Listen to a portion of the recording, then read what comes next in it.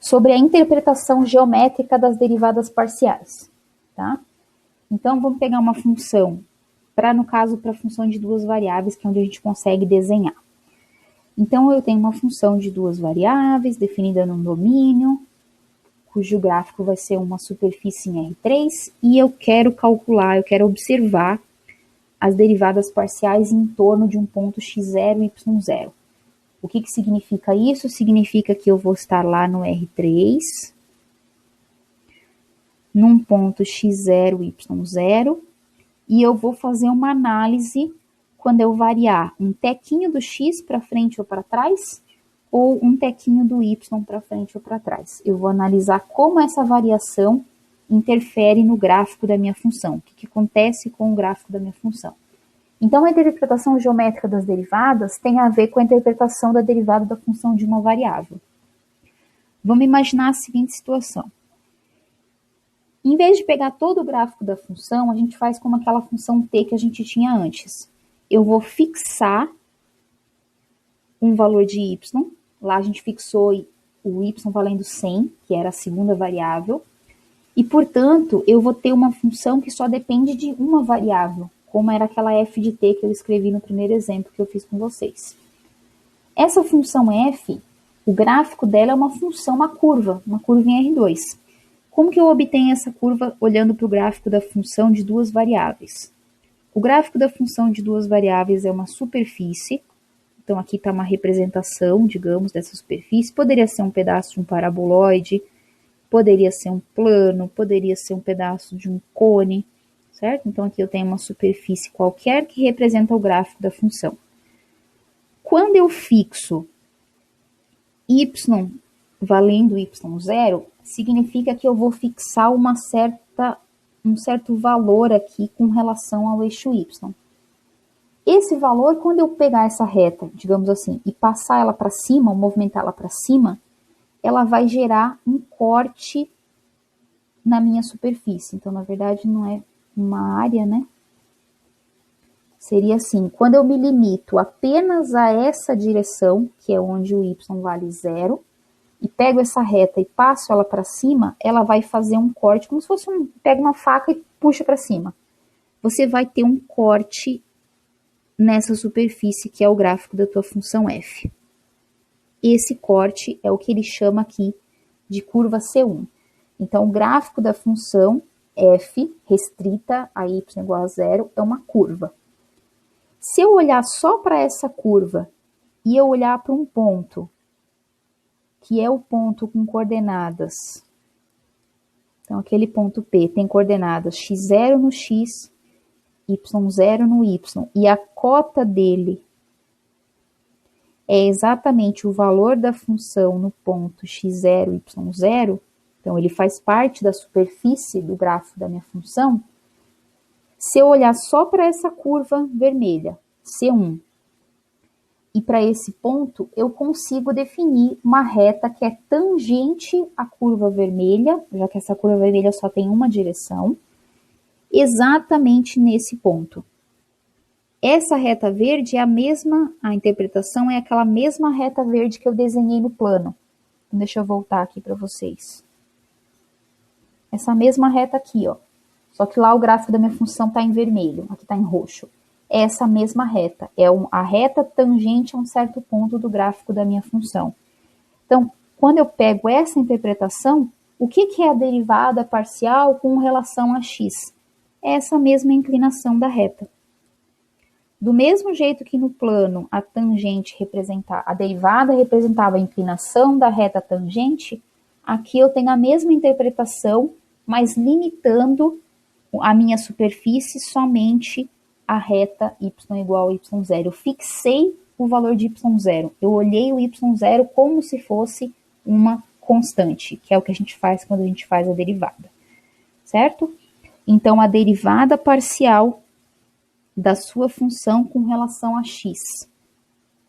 Nesse ponto x0 e y0 é a inclinação da reta tangente que passa por esse ponto que tem coordenadas x igual a x0, y igual a y0, e a cota dele é exatamente o valor da função para que esse ponto pertença ao gráfico da função f. Ok? Então, a gente também tem uma interpretação geométrica. É como se fosse a inclinação só na direção y igual a x, y igual a y0. Somente nessa direção aí, paralela ao eixo x. A mesma coisa eu tenho para a derivada parcial com relação a x. Se eu fixo x igual a x0, isso significa que agora os meus pontos andam somente em cima dessa direção. Eu tenho lá a minha superfície, que é o gráfico da minha função, do mesmo jeito, que poderia ser um corte de um paraboloide, poderia ser um pedaço de uma semisfera, poderia ser um pedaço de um cone, um pedaço de uma cela, um pedaço de qualquer coisa esquisita que eu quero. Eu vou limitar a variação do meu x. Lembra que eu falei que a derivada parcial ou varia o x ou varia o y? O x vai estar fixo e eu vou analisar somente a variável y. Então, quando eu faço isso, eu vou ter um corte do mesmo jeito aqui no gráfico da minha função. Se eu pegar esse corte e olhar de cima, ele vai cair exatamente aqui em cima dessa reta, certo? Quando eu olhar a vista de cima. Essa curva é a que ele chama de C2 e é o gráfico dessa função quando eu fixo o x. Então, dei um valor para o x, 30. E aí eu vou analisar só o que acontece com a variável y. Da mesma forma, eu tenho um ponto P, que tem coordenadas x0, y0 e f de x0, y0, para que ele pertença ao gráfico da minha função. Nesse ponto, vai existir uma reta tangente e a derivada parcial vai ser a inclinação dessa reta tangente. Se eu olhar esse desenho todo de cima, a reta verde, a curva vermelha vão cair exatamente em cima dessa faixa vermelhinha aí, marca-texto que eu destaquei, certo? Eu estou limitando somente a essa direção x igual a x0. Então, a derivada parcial com relação a y vai ser a gente analisar o x fixado. Então, aqui eu só tenho variação no y, nesse caso, e aqui eu só tenho variação no x. Como eu estou analisando a variação no x, eu estou analisando a derivada parcial com relação a x. Quando eu estou analisando a variação no y, eu estou analisando a derivada parcial com relação a y. Certo? Então, aqui seria, eu estou uma variação para os dois lados aqui. E aqui também seria uma variação apenas ou para frente ou para trás, paralelo ao x. Então, essas são as interpretações geométricas das derivadas. A derivada continua a fornecer a inclinação de uma reta tangente, mas não é qualquer reta tangente. É a reta tangente quando ou o x está fixo ou o y está fixo. Certo? Aqui tem um exemplo só para ilustrar para vocês com alguma função mais conhecida. Nesse caso, eu tenho um paraboloide. Tá? Vamos analisar aqui. Você tem a sua função. O que a gente fez agora há pouco era bem parecido, só que era 16. Como aqui é 6, significa que o ponto de máximo aqui é quando x for 0, y for 0 e o z vai ser 6. Paraboloide virado para baixo, porque o x e o y têm coeficientes negativos. Vamos analisar essa função. F de xy é igual a 6 menos x² menos y². Essa é fácil. Quem vai ser a derivada dessa função com relação a x? Me ajudem aí, pessoal. Se você deriva essa expressão só olhando para o x, isso vai ser quanto? Só vou olhar para cá. Então, isso vai ser menos 2x. Se eu derivo essa função só olhando para o y agora, num ponto qualquer, eu vou ter menos 2y. Certo? Então, as derivadas parciais são esses caras. O que o desenho está me representando é uma derivada parcial quando x for igual a 2. X fixado igual a 2. Então, eu tenho variação aonde? Vamos dar uma olhada. Eu só tenho variação com relação a y. Então, essa reta é a derivada parcial com relação a y, quando o x for igual a 2. O x não aparece aqui. O que eu tenho nesse caso? Se o y for positivo, se o y estiver nessa região aqui, a inclinação da minha reta é negativa, estão vendo? O ângulo aqui que ela faz com o eixo, com o plano XY é negativo. Então, aqui está um exemplo para ilustrar. Quando você tem x igual a 2, nós temos esse corte. Quando x for igual a 2, esse corte gera uma curva no gráfico da minha função.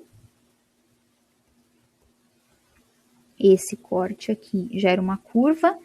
Essa curva tem, para um certo ponto, y deve ser 1, menos 1, 1, 1,5, eu tenho uma reta tangente ao gráfico da minha função. Então, a derivada da minha função vai ter, essa reta vai ter uma certa inclinação, e essa inclinação vai ser dada pela derivada parcial da função. Certo? Então, só para ilustrar, e aí eu posso fatiar esse negócio em uma altura diferente. Eu poderia fazer esse mesmo corte, por exemplo, mais para lá, e aí eu teria uma curva mais alta aqui, e aí eu teria uma reta para cada ponto que eu pegue, uma reta tangente num lugar diferente, certo? Então, as derivadas parciais a gente pode pensar assim. Lembra que a gente fez os cortes com as curvas de nível, que são fatias desse jeito? As derivadas parciais são como se a gente fatiasse esse objeto de 3 dimensões assim, andando com relação ao x, então fatio ele lateralmente, tanto andando na direção do x, quanto andando na direção do y. Se você constrói fatias de um objeto, e depois você junta essas fatias, você consegue saber como é a forma do objeto. É mais ou menos essa a ideia.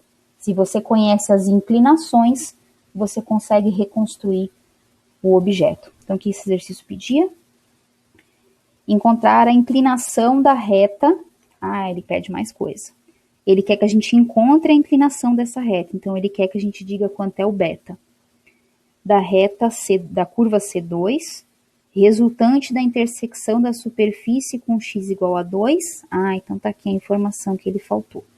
No ponto, então esse ponto tem coordenadas. É 2, 2 e 1. Então, na verdade, esse ponto não é um ponto qualquer. Eu quero que o ponto seja 2, não é 2, 2 e 1, é 2, 1 e 1, perdão, 1 e 1. Então, significa que o x é 2, o y é 1 e o z é 1. Só para a gente conferir, se o x for 2 e o y é 1, isso vai ser 6 menos 2 ao quadrado, menos 1 ao quadrado, 6 menos 5. Então, de fato, quando x for igual a 2 e y igual a 1, significa que você tem uma cota igual a 1. Então, esse ponto está no gráfico da sua função, beleza. Então, aqui eu tenho o valor de y. Eu tenho a derivada aqui no ponto, o y vale 1. Então, isso aqui é 2 vezes 1, que é 2. Então, eu sei que a derivada parcial é igual a 2. Calculadoras em mão. Em mãos. Vamos fazer essa conta. Isso a gente faz, quem fez geometria analítica comigo, ou quem lembra aí do cálculo 1, você tem a derivada de uma função no ponto é igual a menos 2. Isso significa que a tangente da sua inclinação é igual a menos 2. Qual é a sua inclinação em graus, por exemplo? Calculem para mim. Esse ângulo beta em graus, ele é o arco tangente de menos 2. Calculadoras, quando a minha calculadora está em graus, eu faço lá tangente a menos 1 de menos 2.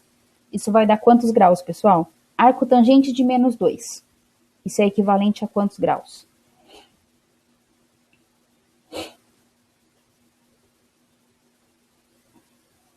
Colocou menos? Sim. Isso aí, Eduardo. Menos 63,4, mais ou menos. aproximadamente. Então, isso significa que essa reta em verde aqui, ela tem uma inclinação de aproximadamente. Percebam que, nesse caso, ela deu essa inclinação aqui, ó, que é de menos 63,4 graus aproximadamente. Se você tem essa informação, deixa eu só anotar aqui, tá? Se você conhece esse ângulo, que é de menos 63,4 graus, você conhece esse ângulo maior aqui. Isso é 180 menos aquele valor ali, tá? 180 menos 63,4 graus. Mais ou menos 116,6 graus. Tá? Então, são ângulos suplementares. A soma dos dois dá 180. Só que esse cara tá medido para cá negativo, né? Então, você tem um ângulo aí. Menos 63 é só porque ele tá medido para cá, tá bom? E esse de 116, ele tá medido no sentido anti-horário e o outro tá medido no sentido horário. Mas se eu somar os dois em módulo, dá 180. Então, se eu tenho um, eu tenho outro, o ângulo de inclinação. Então, a gente falou ontem apenas de derivadas parciais para quando a função tinha duas variáveis.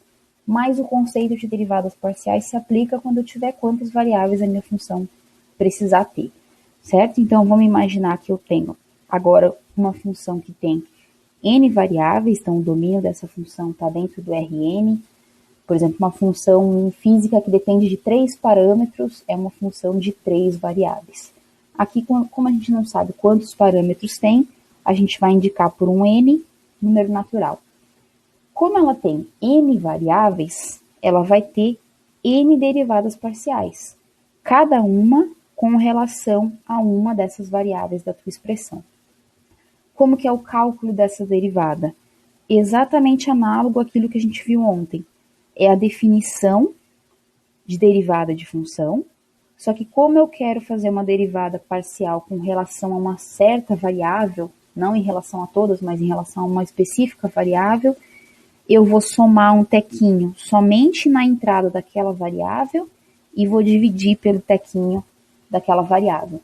Então, a partir de um ponto no espaço, eu vou escolher um certo sentido para analisar a variação, que seria o sentido da variável xi, certo? Todas as outras nesse contexto estariam fixas, por assim dizer.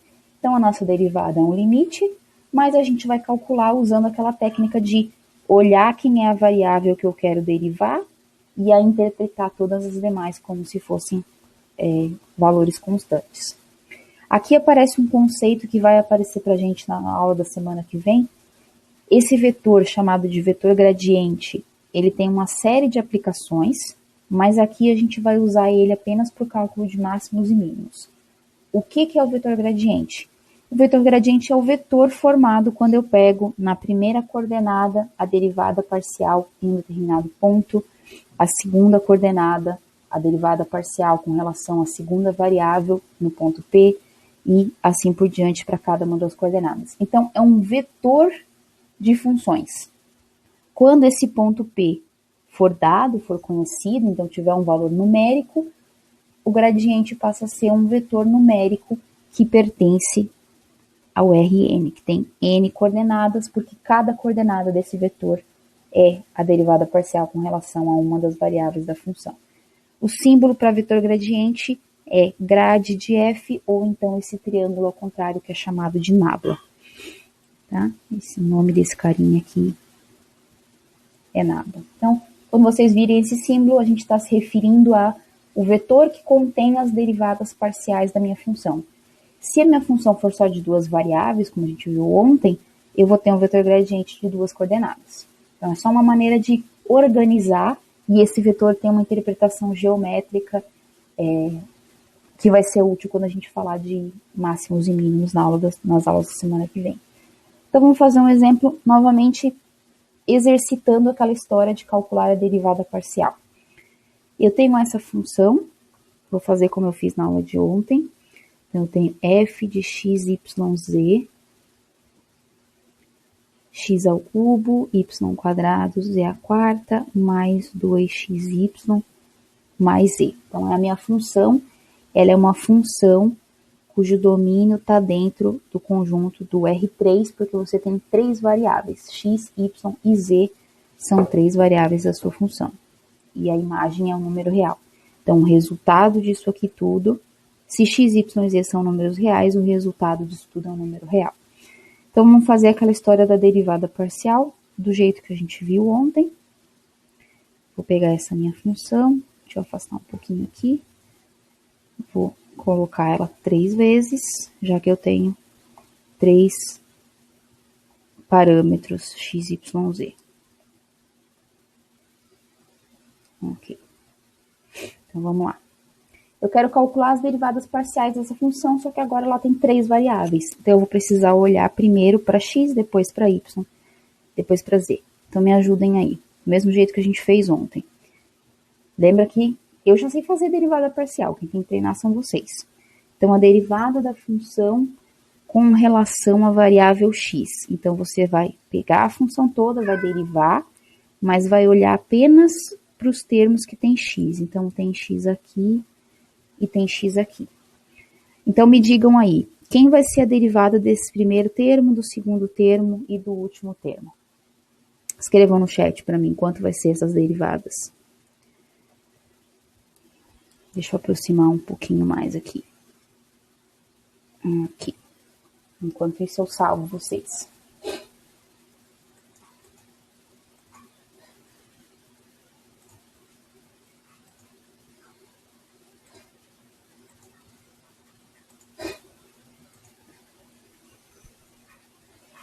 Vamos ver, 3x quadrado, y quadrado, z à quarta, isso mesmo, Daniele. Todo o resto que está junto com x só está multiplicando.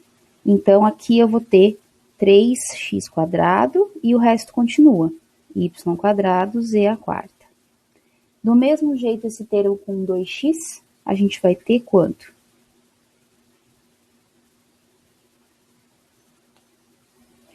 Dois y mais z ou z desaparece? Mais 0, certo? Porque, ó, se não tem x nesse termo, é porque é como se fosse um número, 4, 5, 9. Então, quando eu derivo com relação a x, esse termo desaparece. Mas é isso mesmo, a gente vai treinando, né? Se ajuda, de repente, você pode colocar o x na frente e o 2y depois, aí você só deriva e junta todo o resto que sobrar, tá? Você pode reorganizar esses termos para, de repente, ficar mais claro para você. Mas com a prática, isso vai ficando mais imediato. Então, a derivada dessa minha função é essa outra expressão de 3 variáveis também. Certo? Se a função é uma função de 3 variáveis, a derivada também vai ser uma função de 3 variáveis. Embora algumas vezes alguma das variáveis não apareça, mas o espaço continua sendo o mesmo, certo? Às vezes a gente tem funções constantes que não tem as variáveis, mas elas são funções do R2 ou do R números reais. Então, vamos fazer o outro. Esse carinha aqui. Deixa eu aproximar. Então, agora a gente vai derivar com relação à segunda variável, que é o y. Se quisesse ter começado pelo z, também não teria problema, mas vamos seguir a ordem que está aqui na função. Eu vou derivar com relação a y, e aí eu vou olhar somente os termos que tem y. Então, usando esse mesmo raciocínio de antes, a gente vai ter o x ao cubo e o z à quarta estão só multiplicando a minha variável, então eles não morrem, eles continuam ali. Derivada de y ao quadrado é 2y. Então, essa é a derivada da minha função. Esse termo, o 2x, é como se fosse o coeficiente, e o z vai ser 0, porque não tem y na expressão. Então, se você quiser organizar, deixar número na frente, e as variáveis sempre na ordem x, y, z, fica mais bonito. Então, essa é a derivada parcial com relação a y. Vamos derivar, então, com relação a z agora. Derivada parcial com relação a z, a gente vai olhar para a função, vai derivar, só que lembrando que eu vou olhar para quem? Só uma coisa que eu queria chamar a atenção, essa notação aqui, ó, a gente usa só para a função de uma variável, porque eu sei quem que eu quero derivar. Eu estou utilizando ela aqui porque eu estou destacando colorido quem que é a variável, tá? Mas vocês podem fazer isso como se fosse um rascunhozinho. Ah, se tem a derivada parcial, então, eu vou pegar isso aqui, eu tenho que derivar, mas não é a notação formal, tá? A notação formal é essa aqui, derivada da função com relação a y, com esse d torto e não o d retinho, assim, tá? São coisas diferentes. Uma é derivada originária, outra é derivada parcial. Então, a notação correta é essa. Como eu estou destacando em cores, eu estou fazendo um abuso de linguagem aqui em colocar essa derivada. Se você quiser, você pode fazer assim, derivada disso com relação a z. Isso também está correto, tá bom? Então, são duas formas de escrever. Então, vamos olhar para essa função, essa expressão, e vamos derivar com relação a z. Esse primeiro termo aqui vai ficar como, pessoal? Esse termo aqui, ó. Quando eu derivo agora com relação à variável z. Escrevam ali para mim como é que vai ficar.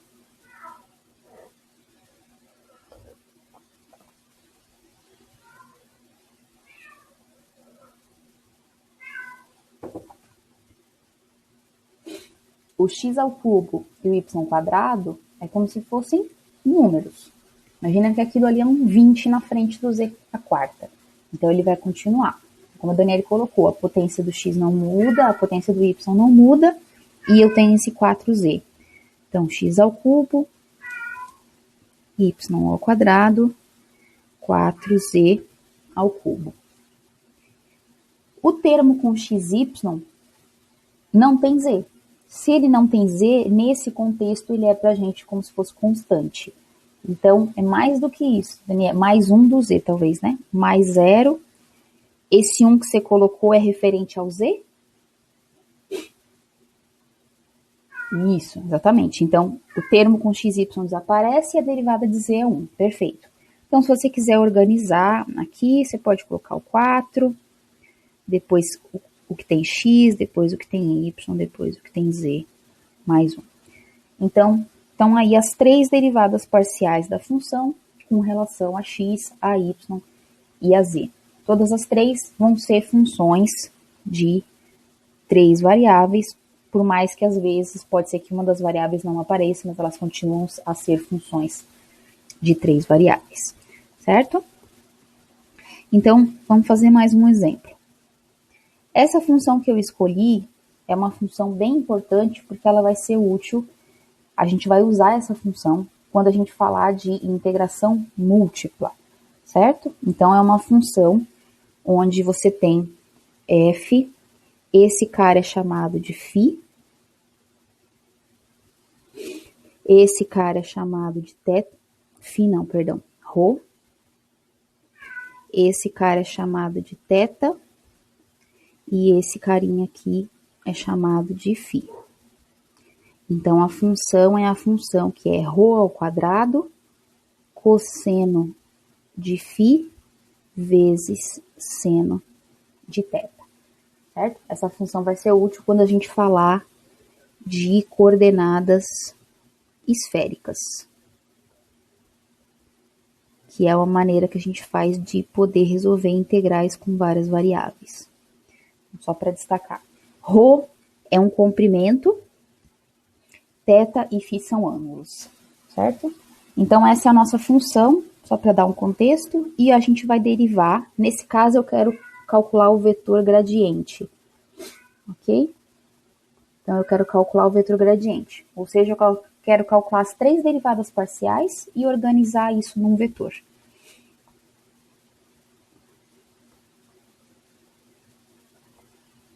Deixa eu colocar aqui, então, as minhas derivadas. Deixa eu ver se tem mais uma página. Não, então eu vou ter que economizar um espacinho aqui. Opa. Aqui. Aqui. Então, o que a gente quer fazer? Queremos derivar as nossas funções com relação a essas três variáveis. E no final, nós queremos montar o gradiente dessa função f.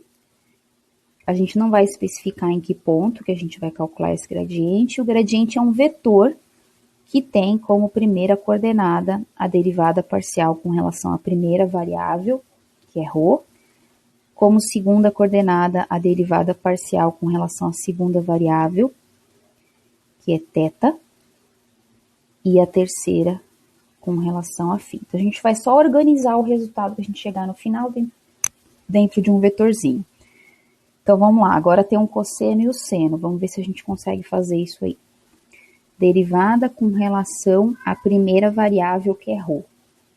Então, a gente vai pegar tudo isso, vai derivar olhando só para o ρ ao quadrado. Qual que é a derivada dessa função? O cosseno e o seno, para a gente, são fixos. São dois números que estão multiplicando o ρ ao quadrado. Então, quando eu derivar ρ ao quadrado, vai ficar 2ρ, que multiplica cosseno de φ vezes seno de θ. O que estava multiplicando o ρ continuou, não mudou, ficou ali dentro da minha função. Portanto, essa expressão vai ser a primeira expressão lá do meu vetor gradiente. Então, deixa eu lembrar onde cola aqui. Esse. A primeira expressão do meu vetor gradiente vai ser 2ρ cosseno de φ seno de θ. Vamos para a segunda derivada agora. Vou fazer ela em verde. Derivada com relação a θ. Então, eu quero que vocês me digam aí. Cadê o θ? O θ está aqui no seno. E como ele está no seno, eu tenho que lembrar que o seno vai junto com ele. Quem que vai ser a derivada disso? Escrevam ali para mim no chat. Podem colocar ρ como P, φ como F e θ como T.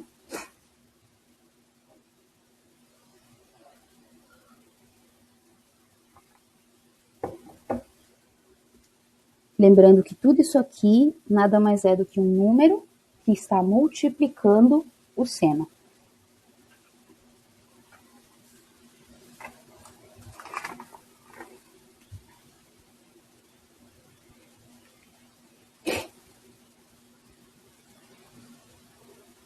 Tem duas pessoas digitando.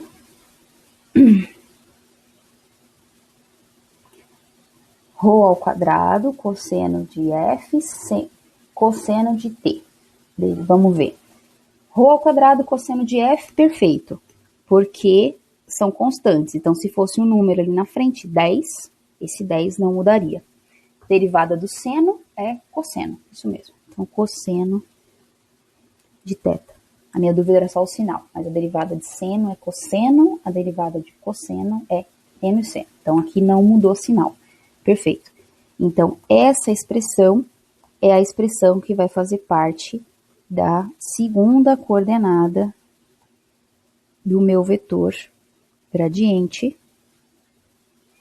porque é a derivada com relação a θ. Tem um rosa aqui. Agora, vamos fazer a terceira. Derivada com relação, quem é a terceira variável é φ. Então, eu vou derivar isso aqui, olhando para o φ. Só que o φ tem um cosseno junto. Então, usando o mesmo raciocínio, a gente vai ter ρ ao quadrado e o seno continuam, porque eles estão só multiplicando o cosseno. E a derivada de cosseno agora sim é menos seno. Então, vai ter um menos aqui na frente, vezes seno de φ. Tá vendo? Cosseno, cosseno, seno, seno. Então, essa vai ser a minha terceira expressão, porque é a derivada com relação à terceira variável. Pronto. Então, aqui eu tenho...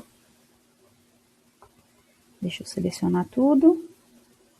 Trocar de cor. E botar o meu lapisinho. Então, a gente calculou a derivada com relação a ρ. Conseguimos essa primeira expressão. A derivada com relação a θ, conseguimos essa segunda expressão que está aqui. E derivamos com relação a φ, conseguimos essa expressão. Portanto, esse é o gradiente da função para um ponto qualquer, ρ, φ e θ. Aqui, se eu quisesse, eu poderia ainda, por exemplo, eu poderia calcular, assim como eu posso calcular a função em um ponto, eu poderia calcular o gradiente quando ρ for igual a 1, θ for igual a, deixa eu só lembrar um negócio, π sobre 2 e φ for igual a π, certo? Então, se eu tiver essas três, pode ser π sobre 2 nos dois, mas aí vai zerar, não. Vamos ver, pode ser π sobre 2 nos dois. Então, deixa eu colocar π aqui, melhor. Se eu quiser calcular esse vetor em um determinado ponto, eu vou avaliar essas minhas funções em cada um desses valores. Então, nesse caso, eu vou destacar aqui só para a gente prestar atenção. O θ, o ρ vai ser igual a 1, nesse caso. Eu tenho o θ valendo π sobre 2, então onde tiver θ, eu vou substituir por π sobre 2. E na minha função aqui tem que tomar cuidado por isso, ó. Quem que é a segunda variável? θ. Então, onde tiver o valor aqui na segunda coordenada, você vai substituir pelo θ.